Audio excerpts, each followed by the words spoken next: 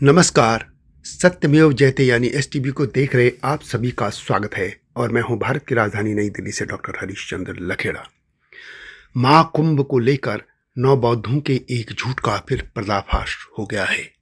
बौद्ध कहते रहे हैं कि कुंभ मेला बौद्धों का है और इसे सम्राट हर्षवर्धन ने शुरू किया था, लेकिन सच्चाई यह है कि कुंभ मेला तो भगवान बुद्ध के जन्म से पहले भी शुरू हो गया था और इसका प्रमाण खुद बौद्ध धर्म ग्रंथ है।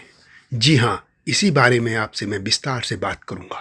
कुंभ मेले को लेकर पौराणिक तौर पर बहुत कथाएं आप जानते हैं, लेकिन मैं ऐतिहासिक तौर पर आपको जानकारी दूंगा और विशेष तौर पर बौद्ध धर्म में कुंभ या नदियों में स्नान करने को लेकर क्या कहा गया है, खुद भगवान बुद्ध ने क्या कहा था, यह जानकारी मैं आपको दूंगा।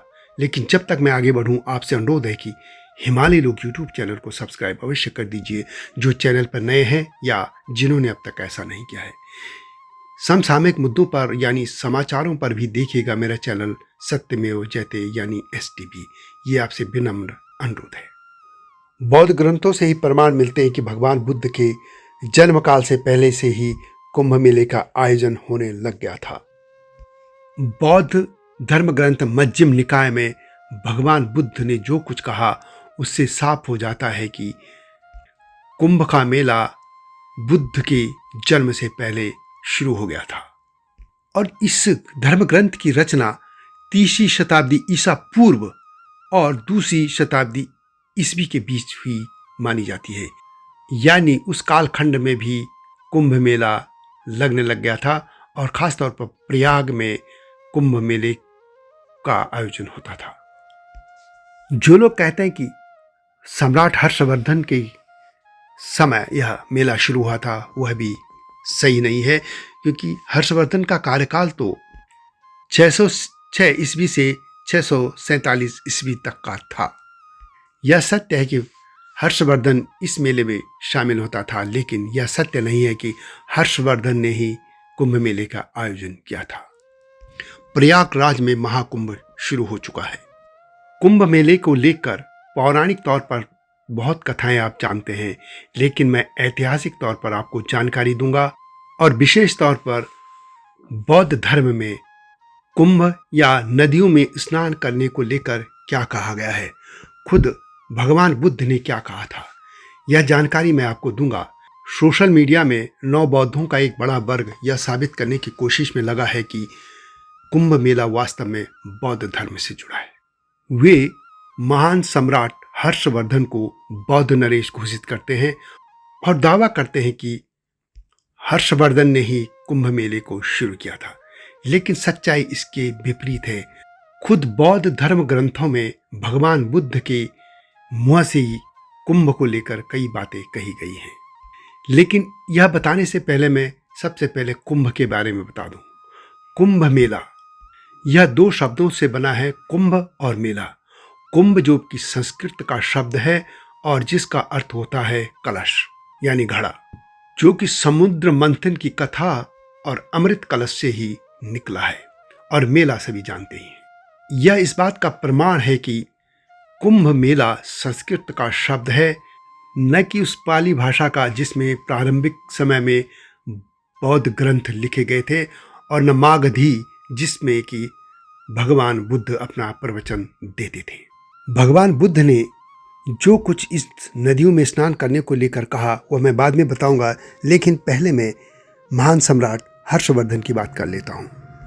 इतिहासकार केसी श्रीवास्तव प्राचीन भारत का इतिहास तथा संस्कृति नामक अपनी पुस्तक में लिखते हैं कि हर्षवर्धन की उपलब्धियों के अध्ययन से साफ हो जाता है कि वह एक महान विजेता, कुशल प्रशासक, विद्वान एवं विद्या का उदार संरक्षक था।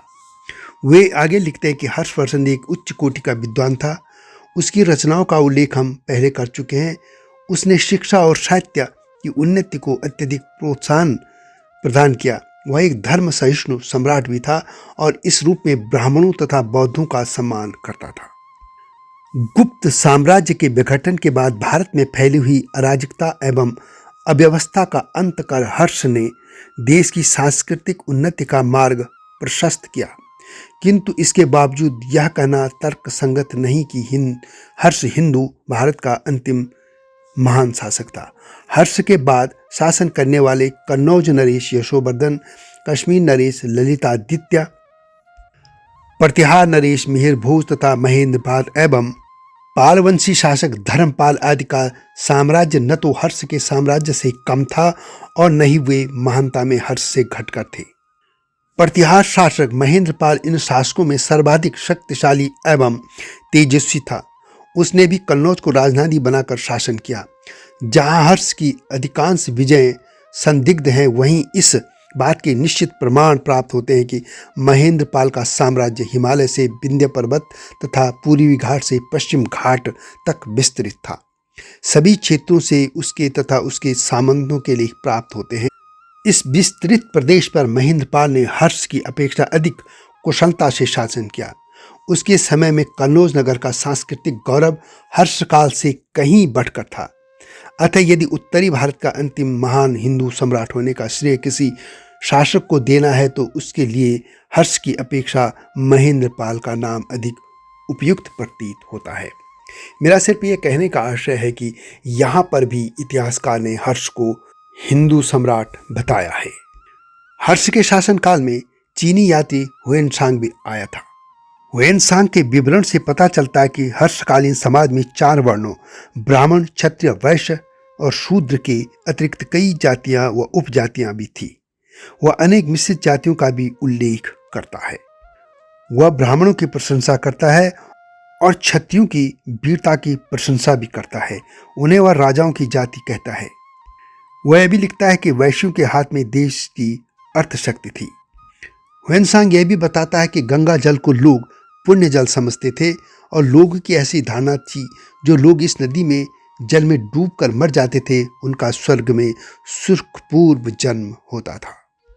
इससे साफ हो जाता है कि यह दावा गलत है कि सम्राट हर्षवर्धन ने कुंभ मेले की शुरुआत की थी। यानी कुंभ मेले का आयोजन हर्ष के समय से पहले होने लग गया था।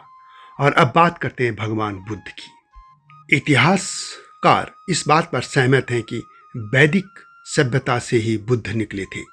वैदिक सभ्यता के बाद ही बौद्ध धर्म का उदय हुआ था और बुद्ध भी खुद क्षत्रिय कुल में जन्मे थे। यानी भगवान बुद्ध का कुल वैदिक सभ्यता से जुड़ा था। बौद्ध धर्म ग्रंथों में एक है मध्यम निकाय। यह बौद्ध ग्रंथ है और यह सुत्त पिटक के 5 बौद्ध निकायों में से दूसरा निकाय है और इसकी रचना 3 शताब्दी ईसा पूर्व से लेकर 2वीं शताब्दी ईसा के मध्य हुई थी। यह थेरवाद बौद्ध धर्म के पाली त्रिपिटक की रचना करने वाले 3 टोकरियों में से एक है। इस निकाय में बुद्ध और उनके प्रमुख शिष्यों को दिए गए 152 प्रवचन शामिल हैं और इसी में भगवान बुद्ध नदियों में स्नान करने को लेकर जो कुछ कहते हैं वह मैं आपके सामने रख रहा हूं। मध्यम निकाय और इसका अनुवाद किया है राहुल सांकृत्यायन में। इसके पेज नंबर 26 में जो बात कही गई है वह यह है कि उस समय सुंदरिक भारद्वाज ब्राह्मण भगवान के अभिदूर में बैठा था। तब सुंदरिक भारद्वाज ब्राह्मण ने भगवान से यह कहा, भगवान यानी भगवान बुद्ध से, क्या आप गौतम स्नान के लिए बाहुका नदी चलेंगे? ब्राह्मण, बाहुका नदी से क्या लेना है? बाहुका नदी का क्या करेगी? ब्राह्मण भारद्वाज कहते हैं, हे गौतम, बाहुका नदी लोकमान्य है। बाहुका नदी बहुत जनों द्वारा पवित्र मानी जाती है। बहुत से लोग बाहुका नदी में अपने किए पापों को बहाते हैं। तब भगवान ने सुंदरिक भारद्वाज ब्राह्मण को गाथाओं में कहा, बाहुका अभिबक गया और सुंदरिका में सरस्वती और प्रयाग तथा बाहुमती नदी में। वे कहते हैं, काले कर्मों वाला मूढ़ चाहे नित्य नहाए किंतु शुद्ध नहीं होगा। क्या करेगी सुंदरिका, क्या प्रयाग और क्या बाहुलिका नदी? बुद्ध आगे कहते हैं कि नदियां नहाने से किसी को शुद्ध नहीं करेंगी और हे ब्राह्मण, यही नहा सारे प्राणियों का क्षेम कर। यदि तू झूठ नहीं बोलता, यदि प्राण नहीं मारता, यदि बिना दिया नहीं लेता और श्रद्धावान मत्सर रहित है तो गया जाकर क्या करेगा? क्षुद्र जलाशय भी तेरे लिए गया है। ऐसा कहने पर सुंदरिक भारद्वाज ब्राह्मण ने भगवान को यह कहा, आश्चर्य हे गौतम, आश्चर्य हे गौतम, यह मैं भगवान गौतम की शरण जाता हूँ। धर्म और भिक्षुसंग को भी आप गौतम के पास संन्यास पाऊं, उपसंपदा पाऊं। भगवान इसी तरह एक अन्य शोध पत्र में भी बुद्ध के इन्हीं वचनों को दोहराया गया है। अशोक के स्तूपों एवं स्मारकों के ऐतिहासिक प्राप्त स्रोतों के अध्ययन से ज्ञात बौद्ध धर्म नामक इस शोध पत्र में कहा गया है कि तब भगवान बुद्ध ने कहा, न बाहुका, न आदिका, न प्रयाग की सरस्वती और न बहुमती ही किसी भी मूर्ख के तुम मिथ्या पापों को धो सकती है। भले ही वह कितनी ही बार इन नदियों में स्नान करता रहे। सुंदरी क्या कर सकती है और प्रयाग क्या कर सकता है? बोर बाहुका नदी भी क्या कर सकती है? कोई भी नदी पापी के पाप नहीं धो सकती है, इसकी ईर्ष्या या अपराधी के अपराध। जब भगवान बुद्ध ऐसा कह चुके हैं तो नौ बौद्ध किस आधार पर दावा करते हैं कि कुंभ मेला बौद्धों का है? बुद्ध के इस कथन से साफ है कि वे बाहुका नदी संभवतः गंगा नदी के लिए ही कह रहे हैं, और प्रयागराज का तो नाम साफ तौर पर कहा गया है कि वहाँ पर स्नान करने से कोई पाप दूर नहीं होंगे।